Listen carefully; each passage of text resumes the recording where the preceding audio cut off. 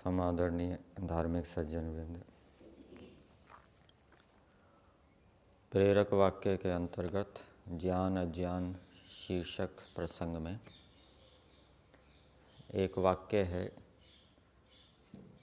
सत्य ज्ञान पूर्ण निर्णित होने पर भी यदि उसकी रक्षा न करते रहें तो बाद में किन्हीं स्थितियों से उसमें संशय आ सकता है, मिथ्या ज्ञान भी आ सकता है।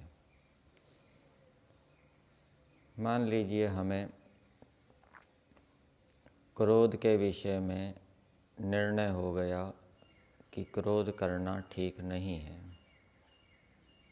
अथवा सत्य बोलने के विषय में निर्णय हो गया कि सत्य बोलना ठीक है, और निर्णय करने के लिए हमने अनेक शास्त्रों को पढ़ा, वहाँ पे प्रमाण देखे कि यहाँ पर इस शास्त्र में भी लिखा है, इस शास्त्र में भी लिखा है सत्य बोलना चाहिए, और शास्त्रों में सत्य बोलने के लाभों को भी हमने पढ़ा, सत्य ना बोलने से क्या क्या हानियाँ होती है उनको भी पढ़ा, विचारा, निर्णय कर लिया, शंकाएं उठाई, समाधान किया। लेकिन यदि हमने इस निर्णय को दोहराया नहीं, स्वाध्याय करना छोड़ दिया, और इस निर्णय को यदि हम व्यवहार के अंदर नहीं लाए, व्यवहार में यदि हम मिथ्या भाषण करते रहे या क्रोध करते रहे, तो फिर इस सत्य ज्ञान में भी संशय उत्पन्न हो जाएगा। जो निर्णय हुआ है उसमें संशय हो जाएगा, और कालांतर में भ्रांति भी हो सकती है। स्वाध्याय करना छोड़ दिया, सत्संग करना छोड़ दिया, व्यवहार के अंदर मिथ्या भाषण बोलना शुरू कर दिया, तो उससे फिर भ्रांति भी हो जाएगी कि ये मिथ्या भाषण करना ही ठीक है, सत्य भाषण करना ठीक नहीं है। इसलिए जिस जिस विषय में हमें निर्णय है, जिस जिस को हम अंदर से जानते हैं कि ये ऐसा करना चाहिए, तो उस विषय में हमें बार बार स्वाध्याय करते रहना चाहिए, उसके विषय में चिंतन मनन करते रहना चाहिए, और व्यवहार के अंदर भी उसको हमें लाते रहना चाहिए। तो ऐसा करने से जो हमने निर्णय लिया है उसकी रक्षा होगी।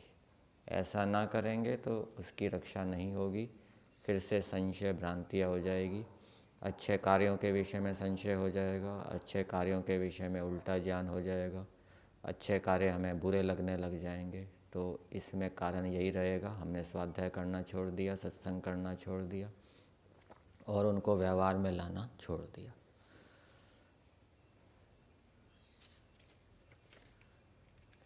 फिर सम्यक दृष्टि के अंतर्गत एक वाक्य है, दुनिया क्या सोचेगी ये देखें, या ईश्वर क्या सोचेगा ये देखें।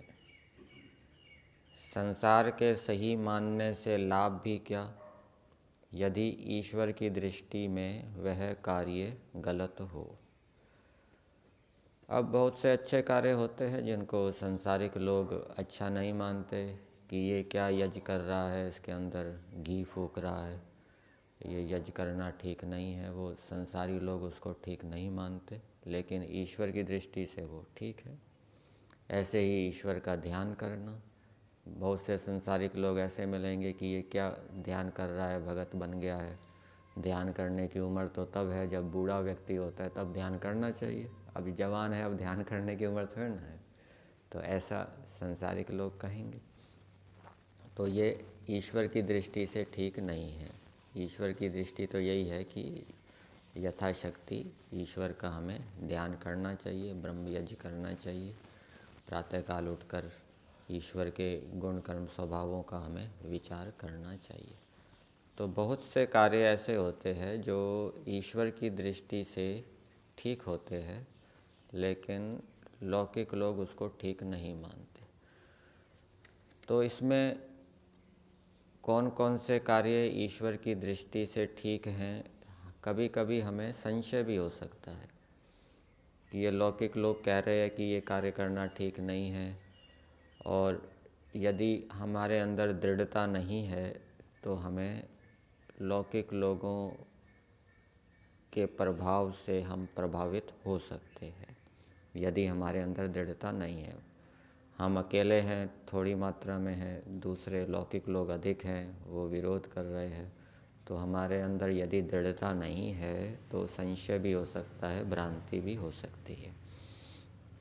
इसलिए जो जो हम अच्छे कार्य करते हैं उनमें दृढ़ता लाने के लिए हमें शास्त्रों का अध्ययन करते रहना चाहिए, सत्संग करते रहना चाहिए, जिससे कि वो उन अच्छे कार्यों में हम दृढ़ रहें। हमें विश्वास बना रहे कि हाँ, ये वेदों की आज्ञा है, ये ऋषियों की आज्ञा है। और यदि हमने स्वाध्याय सत्संग करना छोड़ दिया तो फिर इन विषयों में संशय हो जाएगा और दूसरे लोगों के हम बहकावे में आ जाएंगे। उनके विरोध किए जाने पर फिर हम दृढ़ नहीं रहेंगे, अब हम अपने अच्छे कार्यों को छोड़ देंगे। इसलिए जो भी हम अच्छे कार्य कर रहे हैं उसको करते समय ये भी विचार करना चाहिए, ये हम अच्छा कार्य कर रहे हैं, ईश्वर हमको देख रहा है, ईश्वर की दृष्टि से अच्छा है, ईश्वर से हमें आशीर्वाद प्राप्त होगा। और लौकिक लोग हैं, वो अज्ञानी हैं, उन्होंने शास्त्रों को पढ़ा नहीं, वेदों को पढ़ा नहीं, इसलिए उनकी बात मानने योग्य नहीं है। फिर आगे दिया है इसी प्रसंग में, जो व्यक्ति ईश्वर की दृष्टि में बुरा है वह बुरा है, जो अच्छा है वह अच्छा है। अच्छे बुरे की कसौटी ईश्वर है, ना कि समाज। तो समाज यदि विद्वान नहीं है, वेद आदि शास्त्रों के ज्ञान से युक्त नहीं है, तो ऐसे समाज की अवहेलना करनी चाहिए। वो समाज यदि बुरा भी मानता है तो उसकी हमें परवाह नहीं करनी चाहिए। हम अच्छे कार्य कर रहे हैं, ईश्वर की दृष्टि में हम अच्छे हैं, हमें ईश्वर की दृष्टि में बुरा नहीं बनना। क्योंकि यदि हम ईश्वर की दृष्टि में बुरा बन जाएंगे तो जो सहायता हमें ईश्वर से मिलनी चाहिए वो सहायता नहीं मिलेगी। और ईश्वर की दृष्टि में हम अच्छे बने रहेंगे तो ईश्वर से हमें सहायता मिलेगी और हम अपने लक्ष्य की ओर जल्दी से जाएंगे। फिर आगे एक वाक्य दिया है,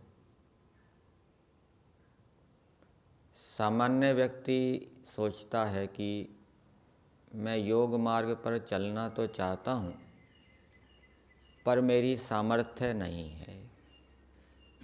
बहुत से व्यक्ति ऐसे मिलेंगे कि आप योगाभ्यास करो, अहिंसा सत्य अस्तेय आदि का पालन करो, तो वो कहेंगे कि हमारे में सामर्थ्य नहीं है, हम नहीं कर सकते।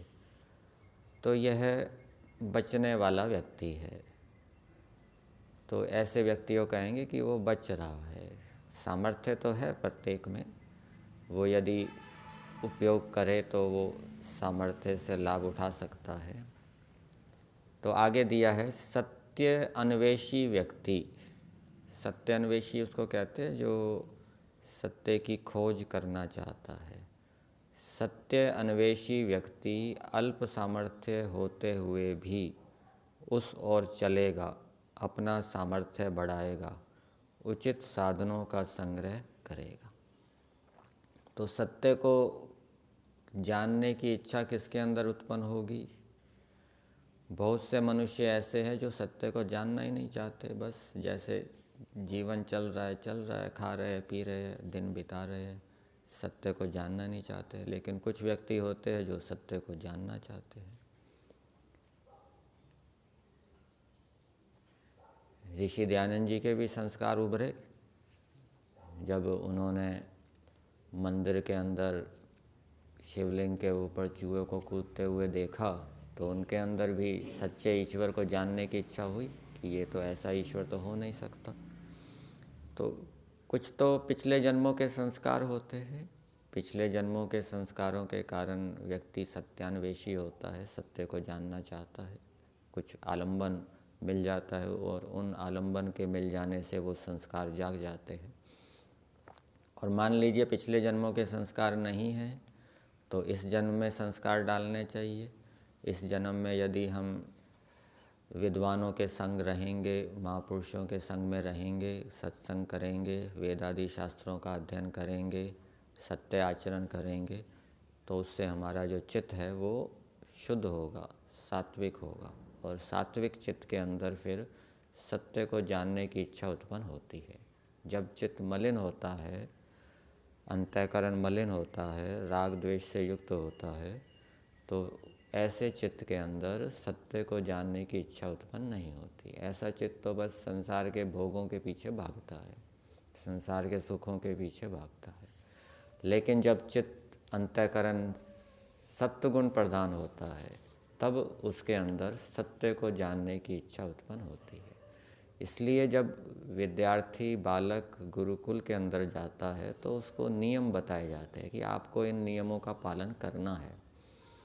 संध्या उपासना करनी है, प्रातःकाल जल्दी उठना है, व्यायाम करना है, अग्निहोत्र करना है और योगाभ्यास करना है, सबके साथ अच्छा व्यवहार करना है, सत्य बोलना है, झूठ नहीं बोलना, आपस में लड़ाई झगड़ा नहीं करना, आपस में प्रेम से रहना है, चोरी नहीं करनी, मेहनत ईमानदारी से काम करना है। ये सारी बातें सिखाई जाती है। तो ऐसा करने से वो जो बालक है उसका चित्त पवित्र होता है। और ऐसा पवित्र अंतःकरण वाला बालक जब शास्त्रों को पढ़ता है, गुरु आचार्यों के उपदेशों को सुनता है, सत्संग करता है, तो उसके अंदर सत्य को जानने की, धर्म को जानने की, कर्तव्य को जानने की, ईश्वर को जानने की, आत्मा को जानने की इच्छा उत्पन्न होती है। और यदि ऐसा बालक गुरुकुल में जाने के बाद भी नियमों में नहीं रहेगा, नियमों का भंग करेगा, झूठ बोलेगा, लड़ाई झगड़े करेगा, विषय भोगों में फंसेगा, तो वहाँ पर भी गुरुकुल में रहने के बाद भी उसके अंदर सत्य को जानने की इच्छा उत्पन्न नहीं होगी। तो वाक्य में दिया है, सत्य अन्वेषी व्यक्ति अल्प सामर्थ्य होते हुए भी उस ओर चलेगा। तो जिसका अंतःकरण मलिन है उसके पास सामर्थ्य तो है, लेकिन अंतःकरण मलिन होने के कारण वो ये मान रहा है कि मैं इस कार्य को नहीं कर सकता। और जिसका अंतःकरण पवित्र है उसके पास कम सामर्थ्य है, फिर भी उसके अंदर ये भावना उत्पन्न हो रही है कि मैं इस कार्य को कर सकता हूँ। ठीक है, तो ये अंतःकरण की मलिनता और पवित्रता के ऊपर ये निर्भर करता है। तो जो पवित्र अंतःकरण वाला है वो थोड़े सामर्थ्य वाला होते हुए भी अपना सामर्थ्य बढ़ाएगा और उचित साधनों का संग्रह करेगा। सामर्थ्य बढ़ाने की बात वेद के अंदर भी आई है। कौन से मंत्र में? यजुर्वेद के 40वें अध्याय में मंत्र है,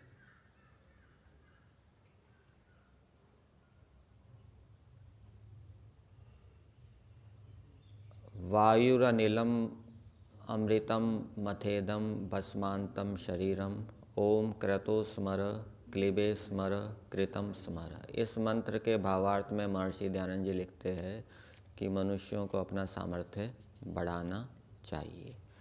और सामर्थ्य कैसे बढ़ता है?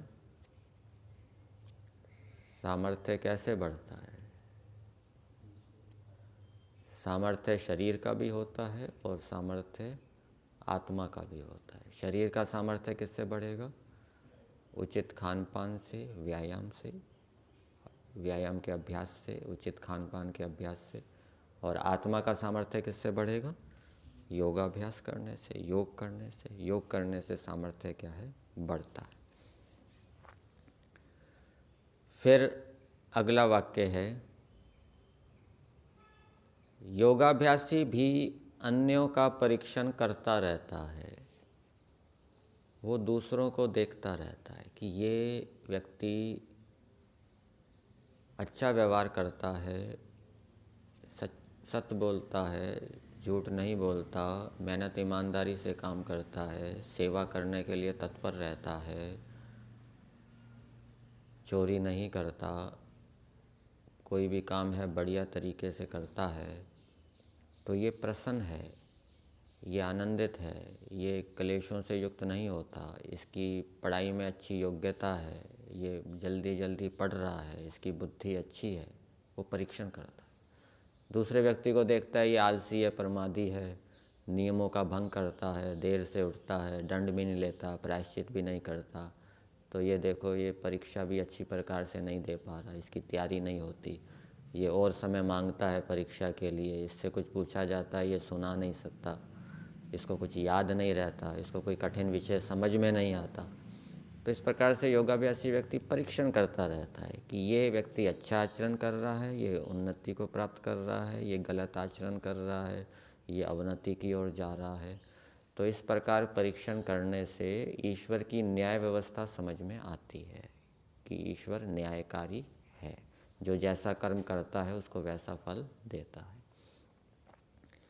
तो योगाभ्यासी भी अन्यों का परीक्षण करता रहता है, उनकी अपने से तुलना करता रहता है, गुणों का ग्रहण कर लेता है, दूसरों की अपने से तुलना करता है। कैसे तुलना करेगा? कोई अच्छे विद्वान हैं, योगाभ्यासी हैं, धार्मिक हैं, तो उनकी तुलना करेगा कि ये मेरे से अधिक धार्मिक हैं, ये मेरे से अधिक पुरुषार्थी हैं, ये मेरे से अधिक सहनशील हैं, ये मेरे से अधिक दानी हैं, ये मेरे से अधिक सेवाभावी हैं। ऐसे तुलना करने से क्या होगा? अभिमान का नाश होगा। तो तुलना किससे करनी चाहिए? अपने से बड़ों से तुलना करनी चाहिए या अपने से छोटों से तुलना करनी चाहिए? अपने से छोटे से भी यदि तुलना की जाती है तो वहाँ ये विचारना चाहिए इसमें कम बुद्धि है, कम सामर्थ्य है, कम सेवा भाव है, इस कारण से ये बेचारा धीरे धीरे प्रगति कर रहा है। वो ये देखना है वहाँ पर, ये अपने को अभिमान से युक्त नहीं करना। वहाँ पर ईश्वर की न्याय व्यवस्था को देखनी है कि ये मेरे से कम जानता है, कम सामर्थ्य वाला है, कम गुणों वाला है, इस कारण से इसका जीवन कम सुखी है, इस रूप में देखना है। वहाँ पर अभिमान को नहीं उभारना। और जब अपने से अधिक को देखेंगे तो वहाँ हम अपने अभिमान को भी दूर कर सकते हैं और उसके अंदर जो बड़ी बड़ी विशेषताएं हैं उनको धारण करने की हमें प्रेरणा प्राप्त करनी चाहिए। तो उनकी अपने से तुलना करता रहता है, गुणों का ग्रहण कर लेता है, तो वो गुणों का ग्रहण कर लेता है। अपने से छोटे हैं तो छोटे में भी कोई ना कोई गुण तो होंगे, तो वो उन गुणों को ग्रहण करता है। बड़ों में से भी वो अपने से गुणों का ग्रहण करता है। तो योगाभ्यासी व्यक्ति के अंदर ये विशेषता होती है, वो गुणग्राही होता है, सत्यग्राही होता है। जो योगाभ्यास नहीं करेगा वो गुणग्राही नहीं बनेगा, वो दोषों को देखेगा, दोषों को ग्रहण करना शुरू कर देगा। लेकिन योगाभ्यासी व्यक्ति के अंदर ये विशेषता होगी ईश्वर की ओर से कि उसकी ऐसी बुद्धि बनेगी, वो हर एक से जानना चाहेगा, गुणों को ग्रहण करता जाएगा, गुणों को देखेगा, गुणों को ग्रहण करेगा। और इससे एक लाभ ये होगा कि सबके प्रति प्रेम भाव बना रहेगा, प्रीति बनी रहेगी। क्योंकि जब व्यक्ति दूसरों के गुणों को देखता है, और विवेक वैराग्य श्लोक के अंदर तो ये लिखा है, पर गुण परमाणुन पर्वती कृत्य नित्यम, दूसरों के गुणों को पहाड़ के समान बड़ा करके देखना। तो उससे क्या है, और अधिक, जितना अधिक गुणों को बड़ा करके देखेगा उतना अधिक प्रीति का भाव उसके अंदर बनेगा। और दूसरे के छोटे दोष को भी बहुत बड़ा करके देखेगा तो उसके प्रति फिर घृणा का भाव उत्पन्न हो जाएगा, द्वेष का भाव उत्पन्न हो जाएगा। तो योगाभ्यासी व्यक्ति के अंदर ये विशेषता होती है कि वो दूसरों के गुणों को देखता है और गुणों को ग्रहण कर लेता है, पर दोष के कारण द्वेष नहीं करता। दोष देखता है लेकिन वो उपेक्षा कर देता है, द्वेष नहीं करता उसका। तो योगाभ्यासी व्यक्ति को ऐसा करना चाहिए और ऐसा करने से वो स्वभाव उसका फिर बन जाता है। इसी प्रसंग में अगला वाक्य दिया है, किसी व्यक्ति में कुछ गुणों को देखकर उसके दोषों को भी गुण नहीं मान लेना चाहिए।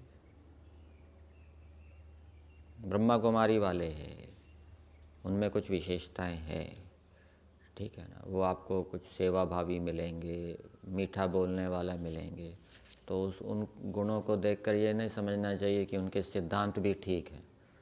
उनके सिद्धांत ठीक नहीं है।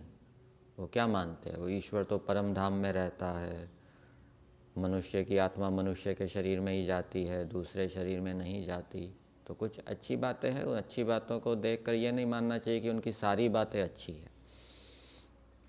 तो किसी व्यक्ति के कुछ गुणों को देखकर उसके दोषों को भी गुण नहीं मान लेना चाहिए। तो उनके गलत सिद्धांतों को भी ठीक नहीं मान लेना चाहिए, अथवा दूसरे व्यक्ति के दोषों को भी गुण नहीं मान लेना चाहिए।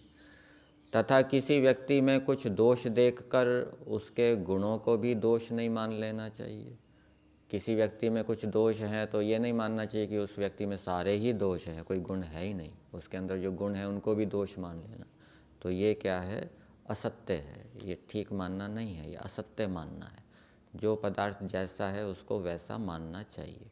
जितने गुण हैं उनको गुण मानना चाहिए, जितने दोष हैं उनको दोष मानना चाहिए, और गुणों का ग्रहण करना चाहिए, दोषों का त्याग करना चाहिए। जो गुण दोषों का पृथक विवेचन नहीं करता वह विफल हो जाता है। तो जो गुण दोषों को पृथक पृथक नहीं कर सकता वो विफल होगा। तो अब प्रश्न उत्पन्न होता है कि व्यक्ति में, संस्था में गुण दोषों का पृथक कौन कर सकता है? जिसके पास विद्या है, जिसने शास्त्रों का अध्ययन किया है, वो तो जानता है कि गुण कौन कौन से होते हैं, दोष कौन कौन से होते हैं। जिसने गुणों के विषय में पढ़ा है, जाना है, दोषों के विषय में पढ़ा है, जाना है, कितने कितने प्रकार के दोष होते हैं, स्थूल दोष कौन से होते हैं, सूक्ष्म दोष कौन से होते हैं। इसी प्रकार गुणों के विषय में जिसने बहुत अध्ययन किया है वो तो पहचान कर पाएगा।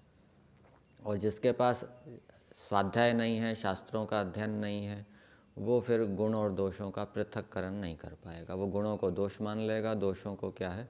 गुण मान लेगा। इसलिए विद्या होनी जरूरी है। गुण कौन कौन से होते हैं? सहनशीलता है, पुरुषार्थ है, ईश्वर भक्ति है, धैर्य है, और संयम है, नम्रता है, सेवा भाव है, ये गुण हैं। और दोष कौन कौन से हैं?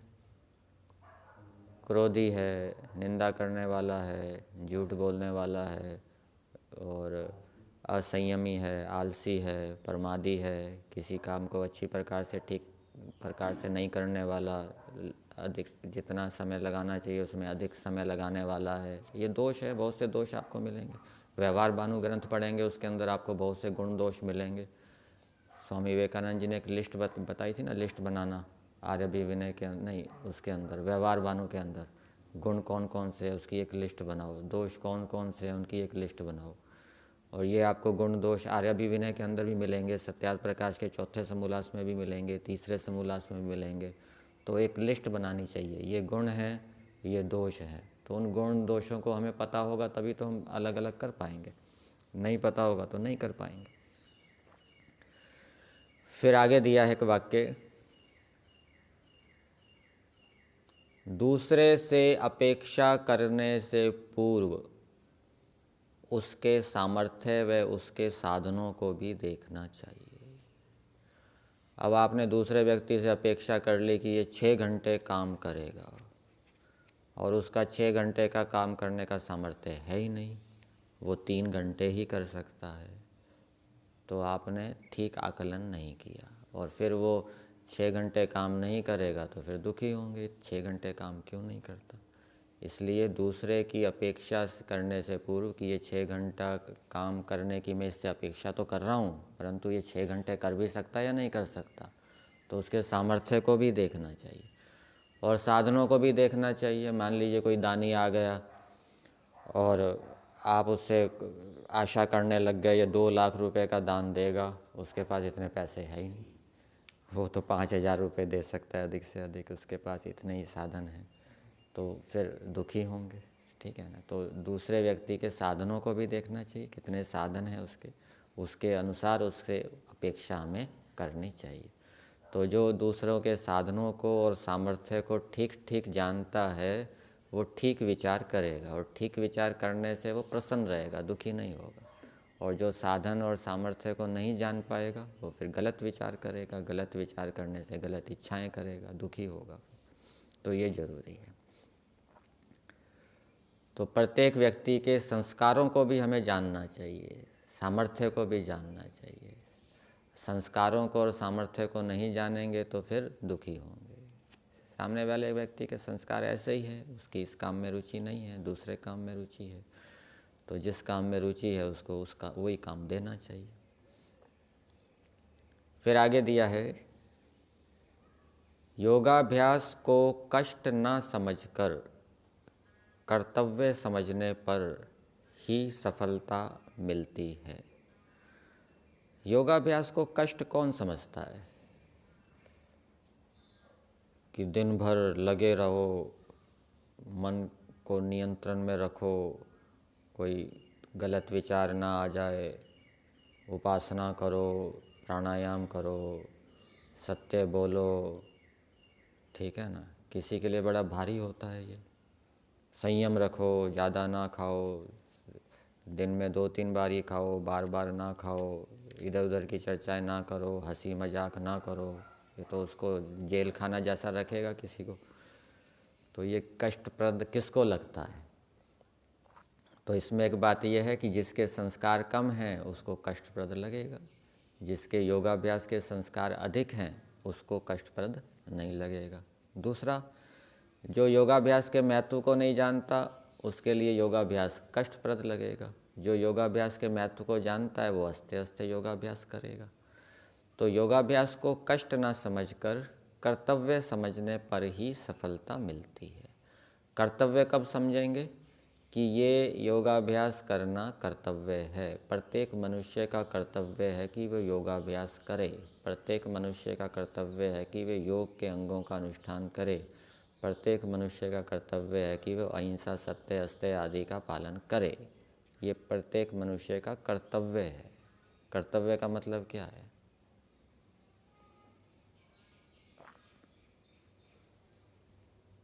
और कर्तव्य का निर्धारण किसने किया? ईश्वर ने निर्धारित किया है कि प्रत्येक मनुष्य को योगाभ्यास करना चाहिए यथाशक्ति। तो इस रूप में यदि हम मानेंगे तो फिर हमें क्या है, सफलता मिलेगी। कर्तव्य मान के करना चाहिए। कुछ व्यक्ति ऐसे मिलेंगे जो योगाभ्यास कर्तव्य की भावना से नहीं करते, लौकिक ऐषणाओं की पूर्ति के लिए करते हैं, लौकिक ऐश्वर्य को प्राप्त करने के लिए करते हैं। ईश्वर का ध्यान करते हैं, यज्ञ करते हैं, सत्य बोलते हैं, अहिंसा का पालन करते हैं। किस लिए करते हैं? कि इससे हमारा शरीर का बल, बुद्धि का बल बढ़ेगा और हम लौकिक ऐश्वर्यों को प्राप्त करके भोगेंगे।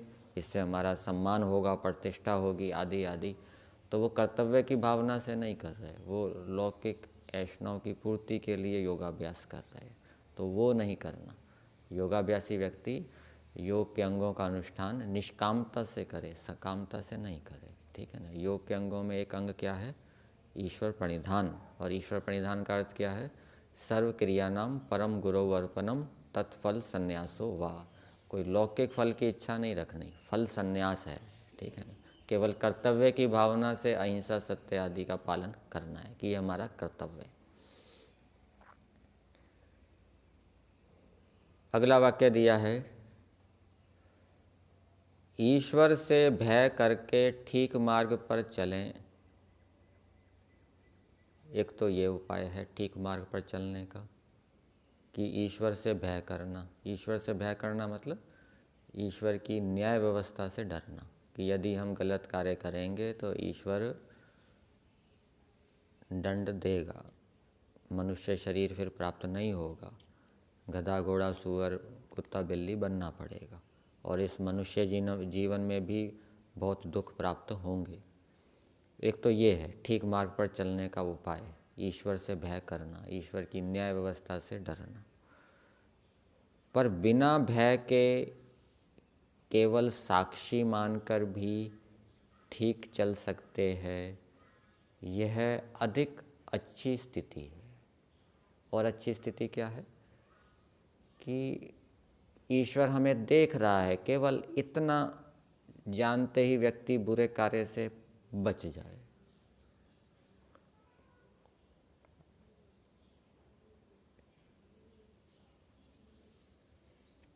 वो कब होगा? जब वो ईश्वर से प्रेम होगा।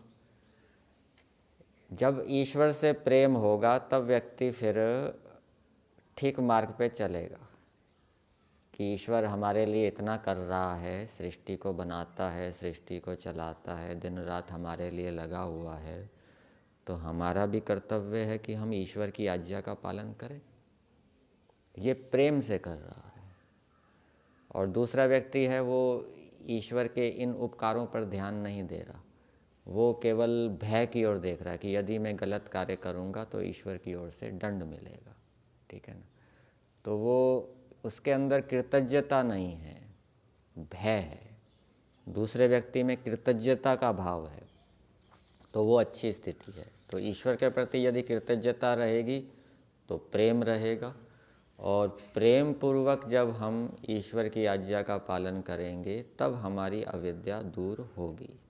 ये जो मंत्र आता है यजुर्वेद के 40वें अध्याय का अंतिम मंत्र कौन सा है? हिरण्मयेन पात्रेण सत्यस्यापि हितं मुखम यो असौ आदित्य पुरुषा सो असौ अहम ओम खम ब्रह्म।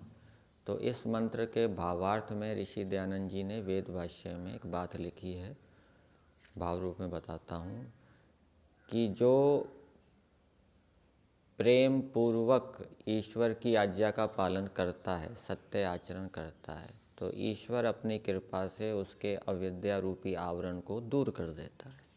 दो बातें लगाई, एक सत्य आचरण करना और दूसरा प्रेम पूर्वक। और जो केवल सत्य आचरण करेगा, प्रेम पूर्वक नहीं करेगा, उसको वैसा लाभ नहीं होगा, उसका अविद्या का आवरण वैसा दूर नहीं होगा जैसा दोनों को करने वाले का होगा। तो इसलिए प्रेम उत्पन्न करके बुरे कार्यों से बचना, ये क्या है? ये अच्छी स्थिति है। एक विषय आता है कि योगाभ्यास के क्षेत्र में सफलता कैसे मिले। उसमें आत्मविश्वास के विषय में बताया जाता है कि जिसको आत्मविश्वास होगा उसको सफलता मिलेगी, और जिसको आत्मविश्वास नहीं होगा उसको सफलता नहीं मिलेगी। मैं सत्य का पालन कर सकता हूँ, ऐसा आत्मविश्वास। मैं अहिंसा का पालन कर सकता हूँ, ऐसा आत्मविश्वास। और ये बात लौकिक क्षेत्र में भी घटित होती है। मान लीजिए कोई व्यक्ति व्यापार कर रहा है और उसको आत्मविश्वास ही नहीं है कि पता नहीं मेरा व्यापार सफल होगा नहीं होगा, तो वो व्यापार में सफलता प्राप्त नहीं करेगा। ऐसे कोई व्यक्ति परीक्षा की तैयारी कर रहा है और उसको आत्मविश्वास ही नहीं है, पता नहीं मैं परीक्षा पास कर पाऊँगा नहीं कर पाऊँगा, आत्मविश्वास ही नहीं है, तो वो परीक्षा में सफल नहीं हो पाएगा। अब मान लीजिए किसी को भाषण देने के लिए कहा जाए, व्याख्यान देने के लिए कहा जाए, और उसमें आत्मविश्वास ही नहीं है, पता नहीं मैं व्याख्यान दे पाऊँगा नहीं दे पाऊँगा, तो वो सफल नहीं हो पाएगा व्याख्यान देने में। इसलिए आत्मविश्वास होना ज़रूरी है सफलता के लिए। अब आत्मविश्वास का मतलब क्या है? अपने पर विश्वास होना। और अपने पर विश्वास कैसे उत्पन्न होता है? तो अपने पर विश्वास उत्पन्न होने का उपाय बताया गया है कि जिस विषय में हम आत्मविश्वास उत्पन्न करना चाहते हैं, मान लीजिए कोई भाषण देना है, मान लीजिए कोई भजन गाना है, मान लीजिए कोई परीक्षा देनी है, आदि आदि, उसमें यदि आत्मविश्वास उत्पन्न करना है तो पहले योजना बनाकर, छोटी छोटी योजना बनाकर, अपने सामर्थ्य को देखते हुए उस योजना को पूरा करना चाहिए। ठीक है। मान लीजिए कोई परीक्षा में आत्मविश्वास उत्पन्न करना चाहता है कि मैं परीक्षा में सफल हो जाऊंगा। ये जो विद्यालयों के अंदर पहले तिमाही की परीक्षा होती थी, छमाही की परीक्षा होती थी, फिर सालाना परीक्षा होती थी, वार्षिक परीक्षा होती थी। जो तिमाही छमाही में जो परीक्षाएं देते थे तो उसमें जो पास हो जाता था उससे विद्यार्थी का आत्मविश्वास बढ़ता था कि मैं अब तिमाही में पास हो गया हूँ तो वार्षिक परीक्षा में भी पास हो जाऊँगा। और जो तिमाही में ही फेल हो गया तो उसका आत्मविश्वास टूट जाएगा कि मैं तिमाही में ही फेल हो गया, फिर वार्षिक परीक्षा में कहाँ पास होऊंगा। तो वो आत्मविश्वास उत्पन्न करने के लिए होती है जो बीच बीच में परीक्षाएं होती है। तो इसी प्रकार से थोड़ी थोड़ी योजनाएं, छोटी छोटी योजनाएं बनाकर उनको पूरा करने से आत्मविश्वास उत्पन्न होता है। और यही बात जो ऋत्विक का वर्ण किया जाता है, यजमान होता है, वो यज करने के लिए ऋत्विक का वर्ण किया करता है। और ऋत्विक का क्या अर्थ बताया था? ऋत्विक यज करने के लिए योजना बनाता है कि अमुक समय में यज करना है, इतने दिन का करना है, और वो उस योजना को पूरा करता है। तो इस प्रक्रिया से एक तो आत्मविश्वास उत्पन्न होता है और उत्साह भी बढ़ता है। ठीक है ना?